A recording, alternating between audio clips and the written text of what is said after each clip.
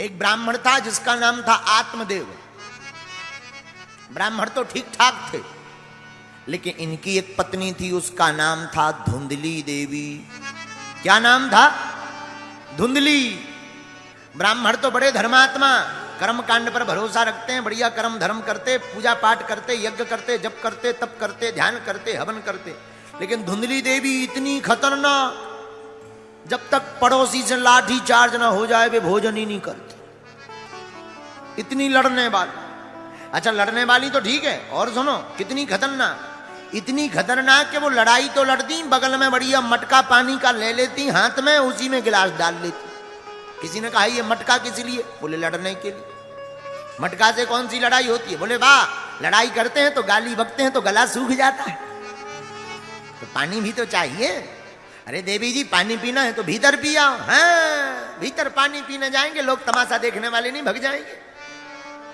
धन्य है देवी।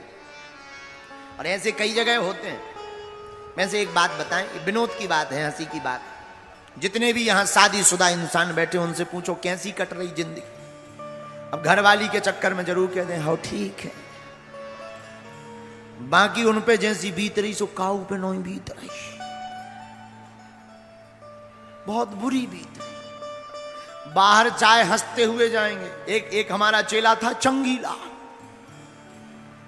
चंगीलाल इतना ठहाका लगाता था, हंसता था, बहुत बहुत हंसता था, बहुत। लेकिन एक दिन हम घर में ही रुके थे उसके, बोले गुरुजी घर आइए, तो हम घर गए। घर में रुके थे, चंगीलाल बाहर गया था, शाम को आया। और शाम को जैसे ही आया तो बाहर तो एन हंसता था, जब हमारे आश्रम आता था खूब हंसता था, लेकिन जैसे ही घर सो, हमने कहा मुंह क्यों बनाए? तो पत्नी जब तक किचन में चलेगी तब तक बोली इतना हंसवाइयो। हमने कहा क्यों? बोले अगर घर पे हंसेंगे तो वो इतने सुनाएगी प्रवचन, है दिन भर हंसते रहते हो। तो हमने कहा कि तुम घर में प्रवेश ये मुंह लटका के क्यों खड़े होते हैं, घर में मुंह लटका के क्यों आते हो? बोले गुरुजी बड़ी आफत है, शुरू में तो हम भी हंसते हुए आते थे, लेकिन जैसे ही हंसते हुए आते थे सोई पत्नी कहती थी हैं कहां से आंखें लड़ा के आ रहे, कहां से आ रहे, बड़े ठहाका लगा उतारे, किससे बातें कर रहे थे, दिन में तो बड़ी गुल छल्ले उड़ाते हो। महाराज रोज प्रवचन होते थे, उसी दिन से हम घर जैसे ही आते हैं तो ऐसा मुंह बना लेते हैं जैसे किसी ने 4-6 तमाचा ठोक दिया। बोले उस दिन से लड़ाई बंद है भगवान की कृपा से। हाँ, तो कई लोग ऐसे भी होते, बोलो सीताराम। तो कई लोगों की ऐसी जिंदगी होती है। आत्मदेव नामक ब्राह्मण की भी जो पत्नी थी, आहा धुंधली देवी, वो भी बड़ी विचित्र। ब्राह्मण तो बड़े सीधे, इनके घर पर ये विचित्र स्थिति ये थी कि कोई भी संतान नहीं थी। और ये इतने कर्म के विचित्र थे कि ये पेड़ लगाते थे तो पेड़ फल नहीं देते थे, गाय लाते थे तो गाय बच्चे नहीं देती थी। एक दिन ब्राह्मण ने विचार किया इस संसार में हमारा कोई नहीं है और जीने का कोई मतलब भी नहीं, क्योंकि लोग हंसते भी हैं, लोग तमाशा भी देखते हैं। मन में चिंता हुई क्या किया जाए, मरने जाए। तो जंगल में मरने के लिए वन में गए। सोई एक महात्मा ने देखा जंगल में एक पेड़ के नीचे रोते हुए बैठे थे, अपने कर्म पर अपने भाग्य पर रो रहे थे। हे भगवान, हमने ऐसा कौन सा अपराध किया कि हमारे कोई भी संतान नहीं है। महात्मा ने देखा आंखों से आंसू आ रहे, लगता कोई भगवान का भक्त है, इस जंगल में भक्त ही बैठा होगा। महात्मा पहुंच गए। अरे पंडित जी सीताराम। जी महाराज सीताराम सीताराम सीताराम। महाराज हाँ कृपा करो हम पर। पंडित जी भगवान के लिए रो रहे हो, बड़े धर्मात्मा नजर आ रहे हो। पंडित जी बोले महाराज भगवान के लिए नहीं रो रहे, अपने भाग्य पर रो रहे हैं। भाग्य पर क्यों रो रहे? महाराज हम अपने भाग्य को कोस रहे हैं कि ना जाने ऐसा कौन सा अपराध हमसे बन पड़ा, आज तक एक भी संतान नहीं भई। महात्मा मन ही मन हंसने लगे। हे भगवान, हम तो सोच रहे थे भगवान का भक्त है, ये तो बेटा का भक्त दिखाई पड़ रहा है।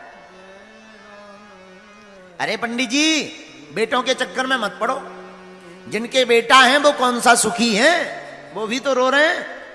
ये बेटा किसी के नहीं हुई है, संसार में कोई किसी का नहीं। सुर नर मुनि सबकी यह रीति, और स्वार्थ लाग कर ही सब प्रीति। साफ चला चली का संसार है, कोई भी अपना नहीं है। तुम इन सब चक्करों में मत पड़ो, जाकर भगवान का भजन करो, भगवान का भजन ही सार है। बाकी सब बेकार है। महाराज आप ठहरे महात्मा, अपना दुख गुरु को नहीं सुनाएंगे तो किसको सुनाएंगे? महात्माओं की बातें तो ठीक होती हैं, पर महाराज जी हम गृहस्थी आदमी, आप महात्मा आदमी, महात्मा क्या जाने गृहस्थी का सुख। जब पापा पापा कहता हुआ बेटा गोद में आता है तो कान में रसगुल्ला सा घुल जाता है। ये आनंद आप क्या जानो। महात्मा समझ गए कि ये तो जड़ा बड़ा वाला बेटे का भक्त। महात्मा बोले सुनो महाराज, हम आपका भाग्य पढ़ देते हैं। हाँ महाराज पढ़िए, कैसा भाग्य है हमारा। सुनो पंडित जी, एक जन्म तो एक जन्म, सप्त जन्मावधि नहीं बचा नहीं बचा। एक जन्म तो ठीक है, 7 जन्म तक तुम्हारे भाग्य में कोई संतान नहीं है। सोई सुना सोई महात्मा की बात सुनकर के ब्राह्मण देवता हक बका गए, पसीना मार गया शरीर में और सिर को पकड़ करके फड़ाक से महात्मा के चरणों में खपाड़ को पटक दिया। हे भैया क्या कर रहे पंडित जी, क्या कर रहे क्या कर रहे? महाराज ब्रह्म हत्या भोगने को तैयार हो जा। महात्मा बोले क्यों? पहले तो हमारा दुख एक ही गुना था कि कोई संतान नहीं है। आपने जब से ये कहा कि 7 जन्म तक कोई संतान नहीं है, तब तो हमारा दुख 7 गुना बढ़ गया। महाराज हमने सुना है संतों की वाणी पर भगवान को विचार करना पड़ता है। तो या तो आप हमें आशीर्वाद दो कि बेटा होगा, या फिर हमारी हत्या भोगने को तैयार हो जाओ। महात्मा मन ही मन बोले हे भगवान कहां से फंस गए। अच्छे खासे जा रहे थे, श्री बाबा जी के ये ब्राह्मण के चक्कर में फंस गए, अब तो भगवान ही बचा में। लेकिन देखो संतों की वाणी सत्य तो होती है। महात्मा ने एक फल निकाला, लो ब्राह्मण देवता अपनी पत्नी को खिला देना, भगवान ने चाहा तुम्हारे घर पर भी खुशखबरी आएगी। आहा, हाथ में फल लिया। महाराज कोई नियम, बस भजन करना, ब्रह्मचर्य का पालन करना, जय जय हो जाएगी। ब्राह्मण देवता फल लेकर के आए। आकर के फल पत्न्यः पाणौ फलम दत्त्वा, अपना फल लेकर के अपनी पत्नी धुंधली देवी को दे दिया। लो देवी जी ये फल पालो, भगवान ने चाहा अपने घर पे भी खुशखबरी आएगी 9 महीने बाद। अच्छा महाराज फल खाने से क्या होगा? संतान होगी, पुत्र होगा। महात्मा ने कहा है। देखो महाराज एक बात बोले, कोई संतान के बिना दुखी है तो कोई धन के बिना दुखी। घर पर धन ना हो तो चल जाएगा, पर इस संसार में संतति ना हो तो बड़ा दुख होता है, बड़ा कष्ट होता है। लोग बड़ा ताने देते हैं, कहां से मुंह देख लिया, न जाने क्या क्या बोलते हैं। तो ब्राह्मणी को ब्राह्मण देवता ने समझाया धुंधली को, और आत्मदेव तो काम करने चले गए, गांव नगर में सबको बताने चले गए भैया रुक जाओ 9 महीने बाद हमारे घर पे भी खुशखबरी आने वाली। पर इनकी पत्नी थी बड़ी खतरनाक, इतनी खतरनाक कि भगवान ही बचावे। सोई पत्नी फल लेकर बैठी है कि खाऊं कि ना खाऊं। इतने में पड़ोसन आ गई। अरे बहन क्या कर रही हो? अरे सखी तू ठीक आ गई, आ बैठ, आजा आजा बैठ बैठ, बहुत अच्छी आई हो तुम, अच्छे समय पर आई हो। तू बड़ी चिंता में दिखाई पड़ रही है धुंधली देवी। अरे सखी मैं क्या बताऊं, मेरे पतिदेव ये फल लाए हैं और कह रहे थे खा लो इससे संतान हो जाएगी। तू बता कहीं फल खाने से संतान होती है? पड़ोसन ने कहा इसमें खाने में क्या दिक्कत है, महात्माओं का आशीर्वाद है, शायद लग जाए, खुशखबरी आ जाए। क्या दिक्कत है?